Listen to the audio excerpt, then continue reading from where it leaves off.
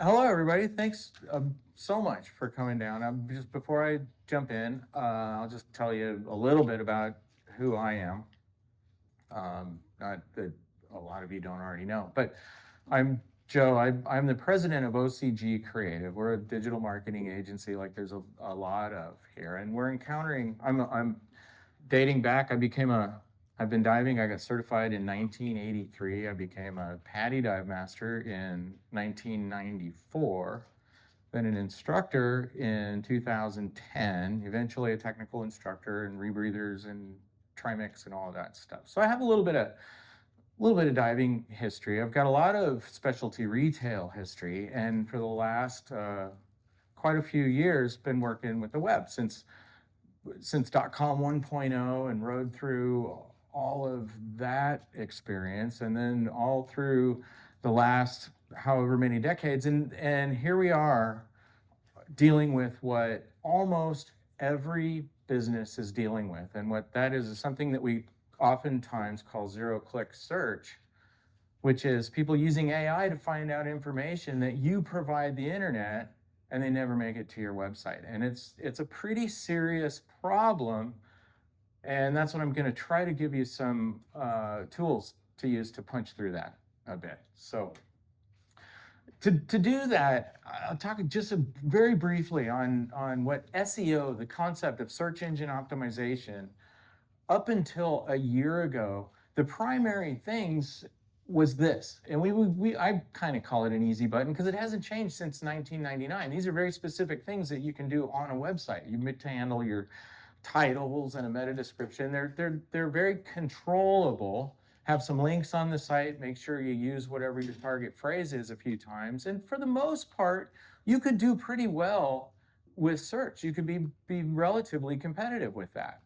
If you were in a space that was particularly competitive, then backlinks, and these don't strain your eyes to get in here. You can see that there's trends, but a backlink is some other website that links to your website, and it really is kind of what put Google on the map.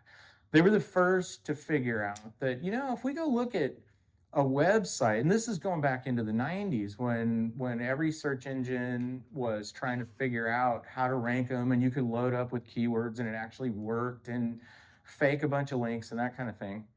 And so Google kind of got past that and became the leading search engine just by having this concept that, hey, if a website has a lot of other sites linking to it, it sort of kind of does like votes. And that's the space that the state of the internet and search, with some nuance, really up until a year ago. And so that was all great. I'm kind of looking at this as traditional SEO. All those things matter. You can't not do them. So I'm not saying that links aren't an important thing. I'm not suggesting that at all, but it's not enough anymore. And that's where we get into this. Website traffic by source. Organic search has made up about, and this is keyword searches, not the paid ads, has made up about half of web traffic for the last several years, which is fine. You look at that, and this is data that's about 5 weeks old, and so it looks like everything's kind of okay. And then 15 to 25%, if you're a big brand, chances are you get a lot of direct traffic. If you're heavily reliant on search and nobody really knows who you are, then it's going to be the keywords that are driving your traffic. Referrals, this is clicking from other sites. Those are really popular. Paid search is about 10%. Social media, if that. Email marketing and other things. So that's kind of the lay of the land for how the web looks. And broken down into a pie chart, looks like this. A couple of things that I want to point out, and one of them is this big slice right here that says local pack. So the local pack is, if you are a local business, most dive resorts, they're all going to be a local business, dive shops, those kinds of things. These are those 3 map results plus an ad that show up in Google's rankings. So that's that, and we're roughly 25%. This is an AI overview. This is what one looks like. I'll have those more. Everybody's seen them. So this is that screen space that's dedicated, that all of a sudden you may be in it, you may not be in it. but you want to be in it because for a bunch of reasons. Well, because otherwise you're nowhere. I mean, it's farther down the page. A lot of traffic isn't making it down the page. Right now, it's about 20% of that traffic. 30% is coming from organic listings, which is just like it was a year ago, but that was half or more. Featured snippets are those extra results that have pictures in them, or sometimes it'll be additional information that Google kind of extrapolates from the site and it stands out. So that used to be the internet gold, was if you had a featured snippet, because it has a picture and people click on pictures more than they notice text. So sometimes it'd be a video, whatever. So that's those. People also ask, are the questions that they're just that? If you can think about your search behavior, hey, did people also ask this? And there would be a little expanding box that takes you there. And so none of this, I don't think, is anything that anybody hasn't been seeing for quite a while. So that's kind of the lay of the land. What's different is the ratios. This is just a search engine results page. I want to point out that picture, that's Jill in the back. So diving.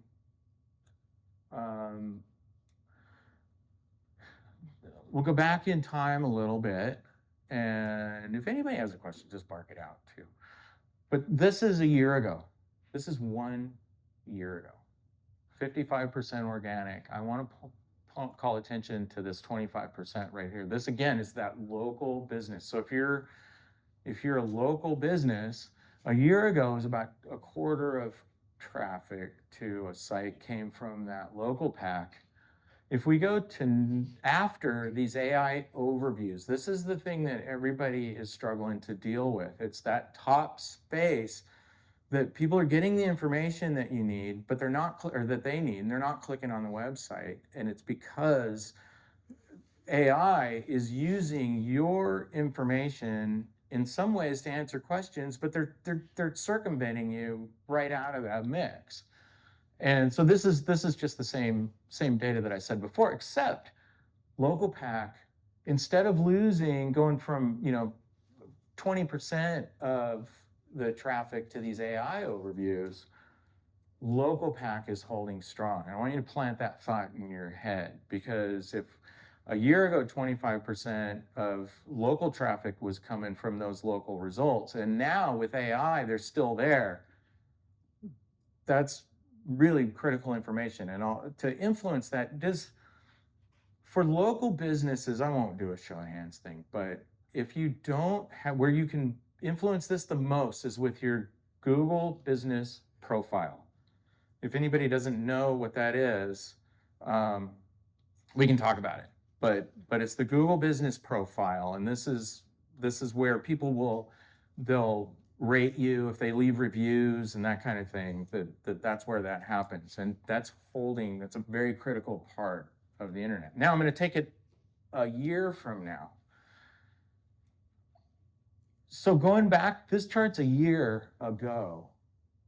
This chart is all the prevailing data a year from now.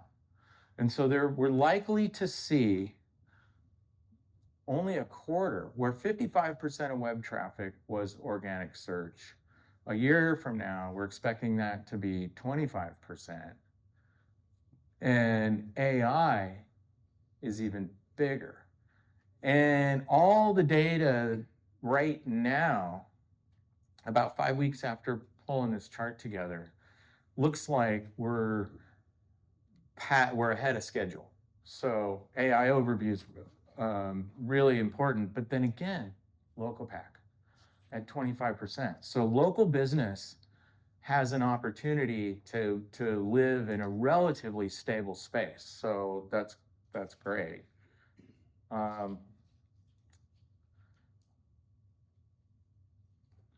The result of that, well, this is really just a listing of the same numbers, but so I'm not going to read it to you. You don't need me to read slides. But the important thing, let's plug this into numbers. This is data from an e-commerce diving industry business that I would submit every single person in this room is familiar with. I'm not going to name the company because I don't.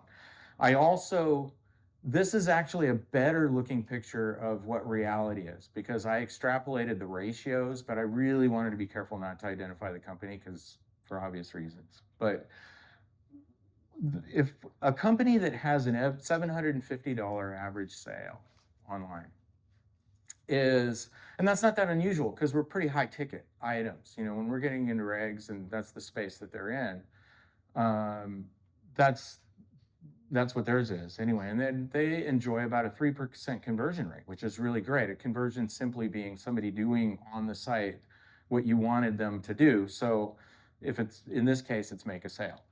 And there's actually more than 11,500 visits to the site before AI. Just the shift to AI because of where questions get answered had a visibility impact on that company that cut their traffic in half. It's really, I think, a little even more than half. That translated at the end of the day, when you run those numbers out, that's projected a year from now to be half the revenue. I mean, it's a multi-million-dollar loss. In this case, an annual loss of in the $2 million range. And so that's what a lot of e-commerce companies especially are seeing. There's certain types of information though that is more likely to have an AI overview. Which one of those is information only? Products seem to be stabilizing a little bit, and certain types of searches not as quite trepidatious a ground as this, and I think there's some opportunities to rebound. But in terms of what we're dealing with and what we're all coping with is right now AI overviews have gone from 0 to 30% of visibility in 1 year. Organic listings are cut in half. Featured snippets, and people also ask, are on the downward slide. The SEO #1 position is far less important than it was a year ago because of all these results that we don't really control. Well, we didn't exactly control that one, but that are a lot more challenging, or at least a different landscape to influence than a year ago. And so that #1 organic spot is sitting down below the fold where number 7 or 8 used to be. And there's a whole bunch of other stuff, except local pack is sitting on front of that. So great news. Organic click-through rates, I got a little stat here. They expect to fall another 25% in a year because of these AI overviews. So yeah, you're a real downer, Joe. But there is some good news in there, and this is what we've discovered. So over the last year, we've been out in front of this stuff as it's been emerging for probably about 2 years. And even a year before that, where we were starting to transition a lot of things to focus on human language search, because we know that people are speaking into devices.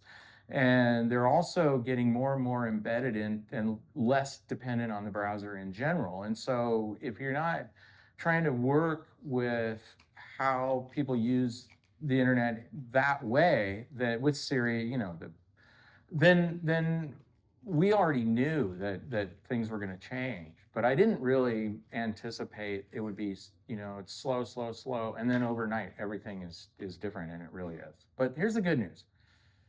So one of the things that we're seeing is AI overviews are becoming an entry point. And one of the things I want to point out on this particular slide, although I think I get into more detail later, is this particular company that's ranking here is also, you won't be able to see it from there, but that's the same company that's that link.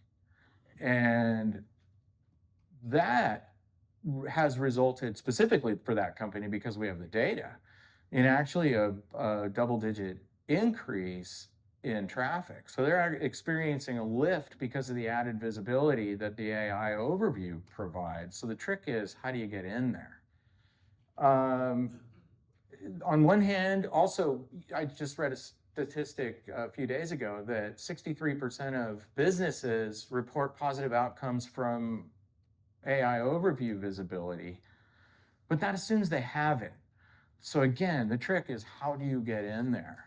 And so also I sort of mentioned, I just sprinkled in statistics here, but right now 58% of searches don't result in a click at all.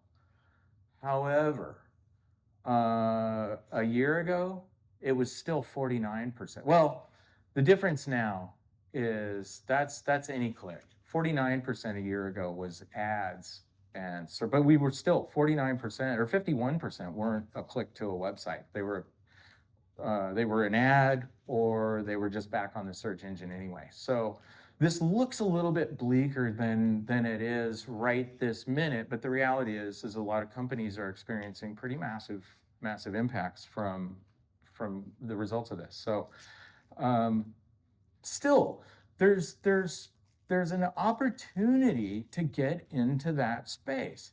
The other thing is we've got countless examples of websites that maybe it's super competitive when we're not necessarily getting those top 3, 10 organic spots anyway. And then all of a sudden, and let alone the ads. So every single search that you do, it starts out, if it's worth searching, almost universally, you're gonna have to scroll past a stack of ads to begin with. So AI overviews, if we can get into that space, all of a sudden, we've gotten past the ads, which really, without spending quite a few dollars per click, it would be very difficult to get to the top of that anyway. So in terms, we're experiencing in some cases websites that are actually able to reduce their ad spend, or they're getting visibility, additional visibility with the same ad spend, just because we've made it into those results. And add to that there's additional space that's also AI space off to the margins, where many times they'll go ahead and link to their source sites.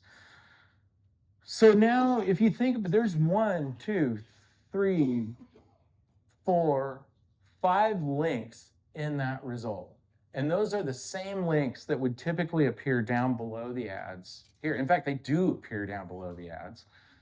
And there's an additional 2 links over here. And so by structuring our pages and what's sitting behind the pages, we're getting visibility from here. We're actually getting clicks. We can see it in our access reports that hey, this came from here. And it'll cite ChatGPT, it'll cite other searches. AI overviews just show up as traffic from the page, but still we're getting visibility that was really not available to us prior. You can also, depending on the competitive landscape of a particular search, you can leapfrog those AI overviews. They're not always at the top. So again, the trick is knowing what Google's gonna, or well, in this case Google, but how the AI engines are going to respond to that. And by the way, Siri is going to be using Google data. This was just announced a handful of days ago. They paid, I think, like $1 billion or something, because their Siri engine's not working quite as well as they thought it would by now. But so the number one thing, if any like marketers out there, we use the acronym. Or mnemonic, I don't know which it is. I guess it's a mnemonic. Expertise, authoritativeness, and trustworthiness. And in the AI era, it's been modified to add one more, and I think probably the most critical, and our own work shows that this is definitely true. The first E, it's EEAT, is what you'll see out on the internet now. If you kind of search that, if you say, marketing EEAT, you'll get this list like times 1 billion websites. Experience. And experiential content is winning out in this space over almost everything else. And it's because AI engines are smart enough to recognize a topic authority. And when given that, if you are a topic authority, and we encounter that all the time, then can write about that topic that you know about, which everybody's got something unique. Your ability to climb out of the clutter in the AI space is really big. Takes some more effort. Let's see if, and so I caught, anybody know what movie this is? It's Real Genius from the 80s. That's, knowing that is how you know I'm real old, from the 60s. AI, people, the gold rush, sort of, or the rush to do things is that everybody's using AI. And they're saying, hey, AI, write me an article on such and such, and that becomes your blog post. The problem is that AI only knows about AI, and it's frequently wrong, especially when we get into areas of life support. And if anybody's trying to learn anything about rebreathers in AI space, you're this close to drowning or toxing out. But that's, using AI, I'm going to guess stupid was a little bit aggressive, but you only have so many characters for a heading. But doing that isn't really gonna get anywhere. It's the experience component that is massive. So if we have somebody writing about the same thing as an individual and relaying real world experiences, AI is absolutely smart enough to be able to tell the difference. Even though in terms of rankings, what we're seeing now is not a huge chasm in organic listings, AI generated content versus human generated. It's about a 3% difference where human written stuff is outperforming the AI side. But that's in the organic stuff below the overview. Getting into the overviews itself, those experiential resources, actual, whether it's pages, posts, or those are the ones that are getting disproportionate visibility. So, and there's another thing that's a really important element, like critically important element, and it's this, structured data. I know there's a few people, because we've talked a little bit, that have dug into structured data or schema markup or JSON, various types of, there's different words for this. And what it actually is if you roll back the clock to, it's been around for a long time. So right now, all of a sudden, because of AI and because there's an influence in there, what we're hearing is like all the experts suddenly are popping up all over the place saying, well, you got to include structured data, or you got to include schema markup on your website, because that tells AI what your site's about. Well, in 2011, when schema became a thing, there wasn't AI to go care what your site's about. It was just search. And what it really is it looks like this. This is literal JSON schema code. And what it actually is, and what it was meant to influence, is it's very difficult for search engines to determine just by reading your page what it's about. So you could have a hotel, you could have a dive shop, you could be a manufacturer, you could, whatever that is, in some cases, very obvious. Google is really good at following people around because almost everybody has a Gmail account, so they know who you are.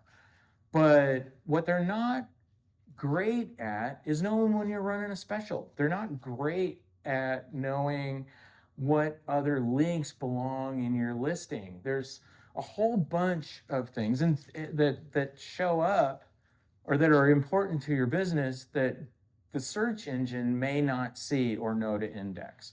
And so this schema was created as a way, again, in 2011, so it's not new, but to get that other information and more targeted information into your site. And it works. So if you see a site that has a lot of links underneath, oftentimes those are influenced by schema.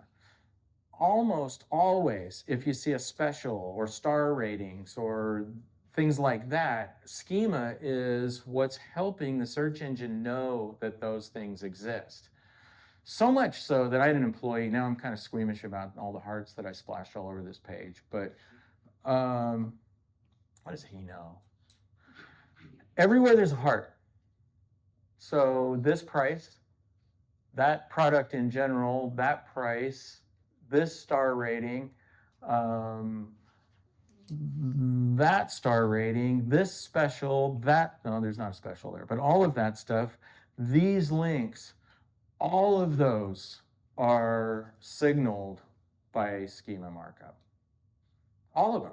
So we're able to go, and the problem is that you look at that and you look at that stream of code that I just wrote, and it's like, okay, who's going to write that? I mean, sitting there line by line and writing it. You don't really have to do that. I'm going to ask you not to use AI to do it. You can tell AI, you can go into any of them, Chat GPT or Gemini, just take your pick, and say, hey, here's a link. Give me a JSON file or a schema file to load onto my website, and it'll do it.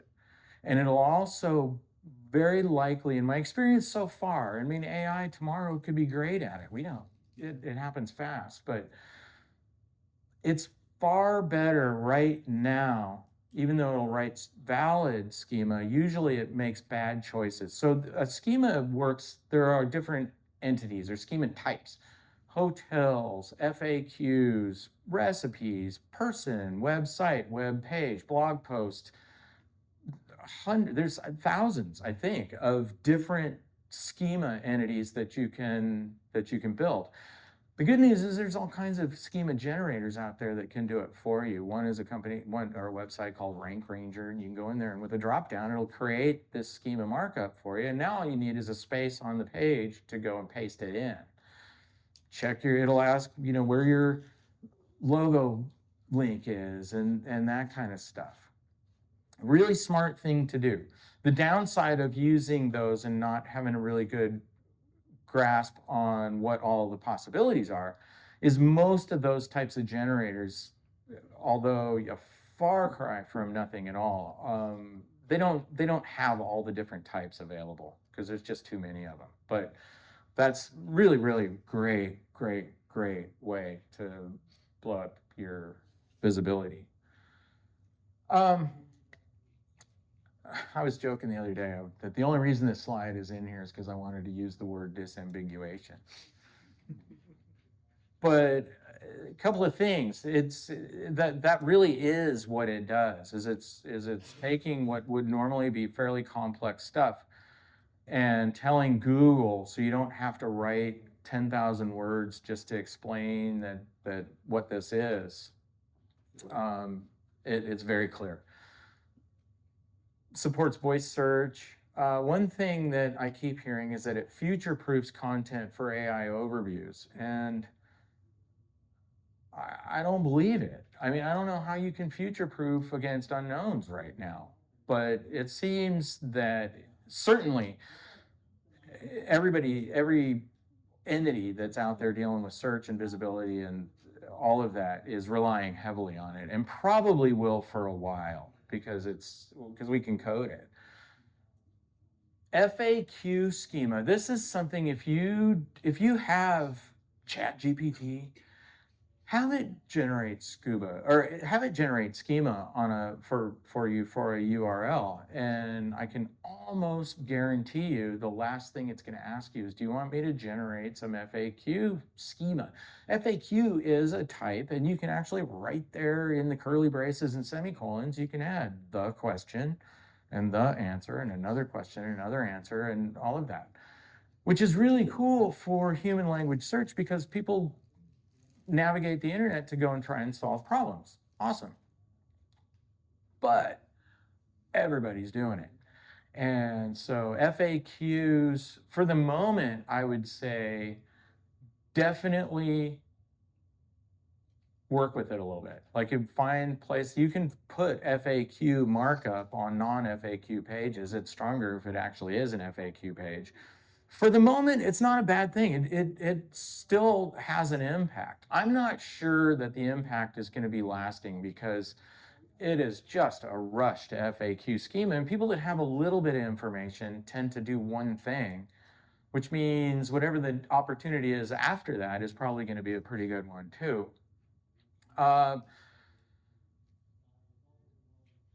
All of this says the same thing. Works for now.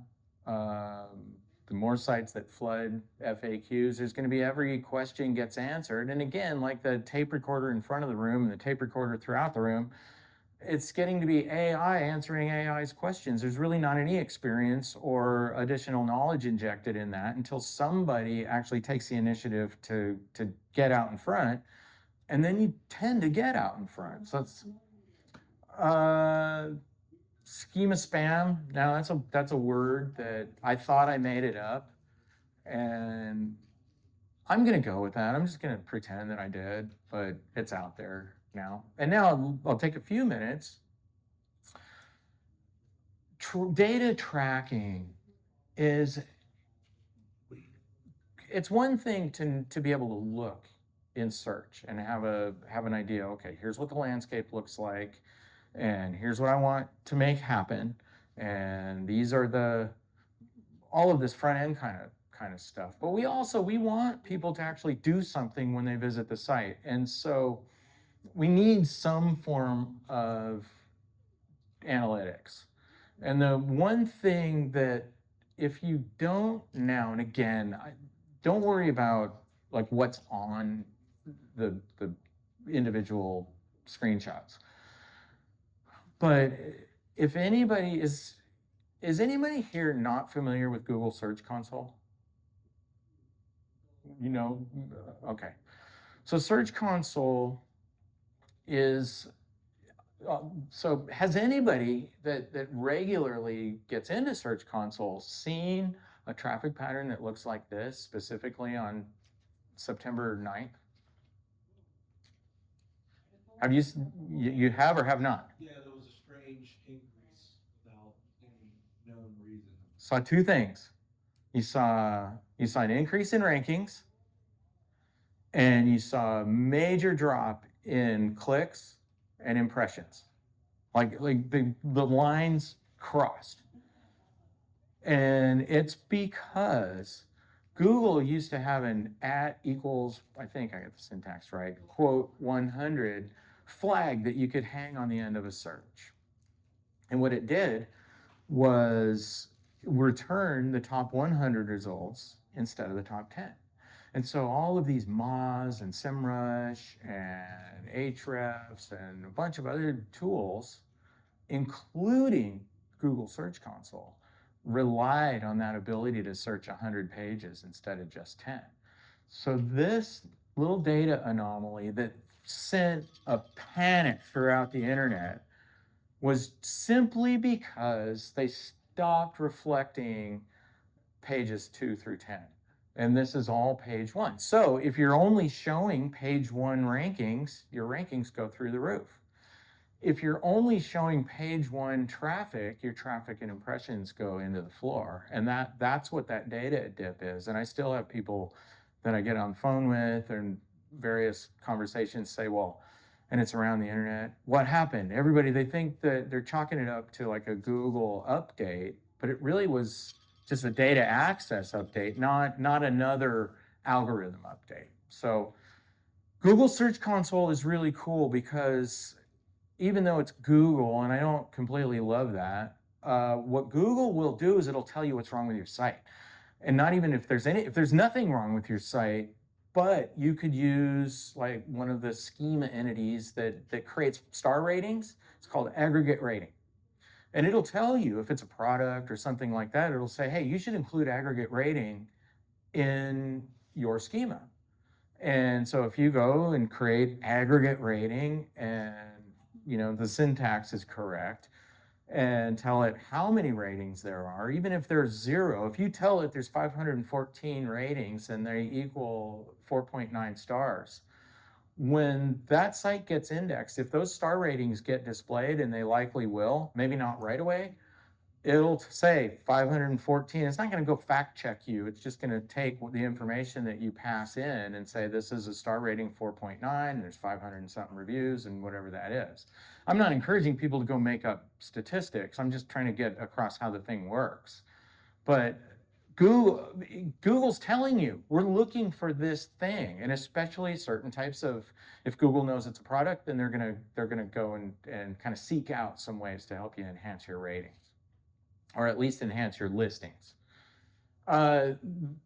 If you below here, right below that, if you don't know already, queries, you can actually see what people are searching for.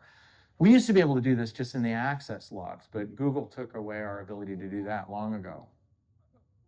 But right there, we can see the clicks and impressions and the current rank for pages and pages of keywords, which is really great because on one side, we're trying to predict what people are actually doing on the site. This is our only real semi-reliable window into that. Again, it's right now, its wings are clipped a little bit because of that change that they made with reporting and everything. But if you want to know what's going on with your site and you're not using Search Console now, it's free. It's still Google, but whatever. Works pretty good. You can also pass the queries. This is just the same view. You can see which URLs those are. So if you want to know what your most popular pages are on the site, obviously you can go to your analytical on-site data, but you can also get it in terms of clicks and all that stuff directly from Google. I've done it here. I kind of passed through. If you remember this kind of plan in your head, the number 283. And, well, really, yeah. And also kind of file back there somewhere 738. So I don't care if you want to know. The query is where to sell used dive gear. That's the page. So 738 searches for that. Now this is a tool called Matomo Analytics. Chances are every single person in this room has used Google Analytics and probably relies on it pretty heavily to know what your traffic is. This is only one view. And one of the problems that we've encountered with Google Analytics is it just doesn't give us a clear enough picture of how traffic is navigating the site. Matomo is a program that you can subscribe to, but you can also host it on your own network. And so you don't have to have a subscription. If you've got an IT guy or somebody that can go and install it, and then it works the same way. You install a little code, and then that kind of creates a breadcrumb trail to wherever people go. And it'll show you, just like Google, with the graph of your daily traffic or yearly, and you set date ranges, and it tells you new versus returning visits and your bounce rate and all of that information. But something that is incredibly powerful is I took one page, that top page from the other screen, and I'm able to go and with a click, I can see all the traffic that funneled in and where they went next. That's probably one of the most, we used to use, and we still do sometimes, heat maps.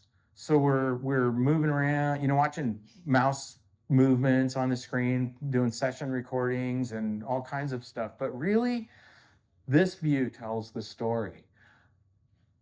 So what I just showed you, that 730 something impressions or clicks from Search Console, that's a history lesson. That's Google saying, hey, here's what happened on your site. I'm able to go now, and you can too, is match up. I've got the same number. This is the same page, but this is reported by the website.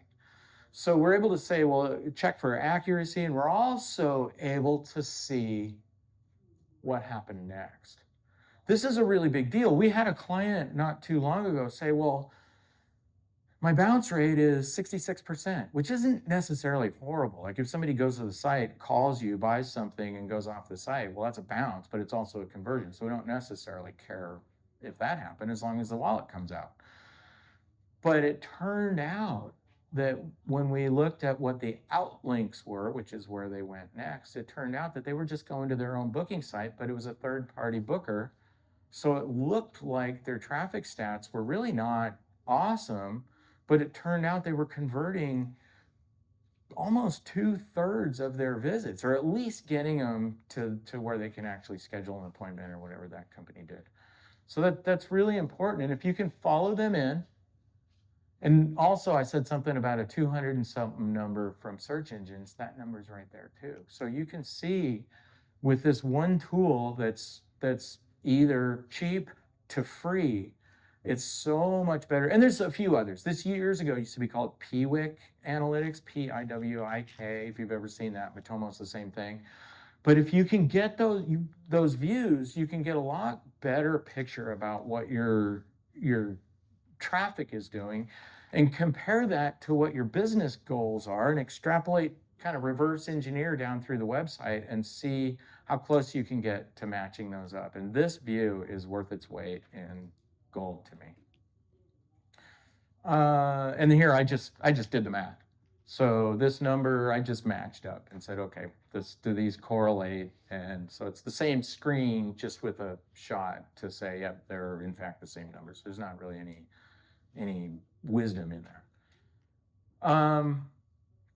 And then, like I mentioned, this is just the last few slides, but this is an example of a couple of things that Search Console can tell you.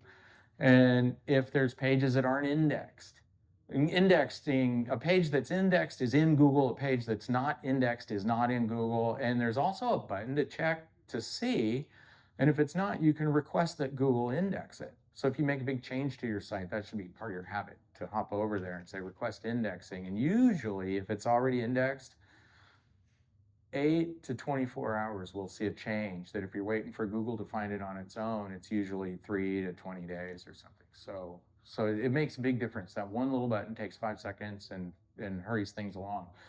Always with a new page. My workflows, I'll go and optimize all that first slide stuff that's easy, the easy button SEO. Then I go and I publish, then I go and I write the schema, and then I go click the request indexing. And I've had sites go from brand new page to page 1 and an AI result in a day, and sometimes hours. And it'll tell you right there, it'll see, when it displays the result, it'll say 6 hours ago or 7 minutes ago. And it's pretty good. Like there's the takeaway. Like if you walk away with anything, that little workflow was worth coming by. Unless you already do it, and then, sorry. What else? Nothing there. Oh, that's my last one. So traditional SEO is not dead. It's just incomplete. I called it woefully inadequate, except for Google Business Profile. Everything has changed. It really has. And yes, your traffic is at risk. But out of the, I don't know, 150 or so clients that we work with all the time, the doomsday scenario that we're seeing and hearing about a lot of is actually not the major percentage. What we're seeing is weird stuff in the data. Overall, I'd say, what would you say? Probably 2/3 of our clients are experiencing a lift. So it's not traffic always going off the cliff to zero click. And it really largely depends on the nature of the traffic. AI overviews, obviously red hot. I said for about 10 more minutes, so that might already not be true, but it is true, and it's going to be true for a while, because those exact parameters that shape AI overviews are the ones that shape any kind of type of search anywhere else. And now, just a week ago, ChatGPT released its own browser, which is fully integrated with ChatGPT, called Atlas. We are likely to see kind of going back a ways, where it's not 100% Google world anymore. It's Google, and who knows what's about to emerge. And I think that's going to be, my prediction is that that's going to be probably good news. And I think the things that influence one engine, chances are, is going to influence all of them. So I don't think just because there's multiple browsers necessarily means that, oh, now I got to do this 10 times or whatever that is. So that's pretty good news. Schema markup really is not optional. doesn't have to be hard. If you're in a really competitive space, it pays to be more sophisticated about it. That's where, we're working with some measure of experience helps a lot. And you really, if you don't now, make an effort to better understand your traffic patterns, and there you go. And tomorrow, since a lot of you, I walked around and met and shook hands with individually, but I'm doing kind of a follow-up that's a little bit more on the website tomorrow morning at 10 in the same room if anybody's interested. And there you go. Any questions? Yeah. Do IRIs make a difference if you embed them in the schema? Say that again? Like URIs or IRIs? Oh, yeah. So Uniform Resource Indicator. So schema has an accommodation for that. Like they're looking for them, URLs, like all of the variants. And yes, they do, because they target the specific resource, and they also create a relationship between that and any other peripheral locations that have something that supports it. And it also, in much the same way, it appears, I can't say for sure because AI is kind of a mystery of the way that it works, but it appears that those relationships have an influence a little like the influence that we see in sort of a traditional backlinking environment too. That's what we think we see. Maybe, mostly, probably, we think. Anything else? All right. Well, thank you very much. I hope it was worth your time.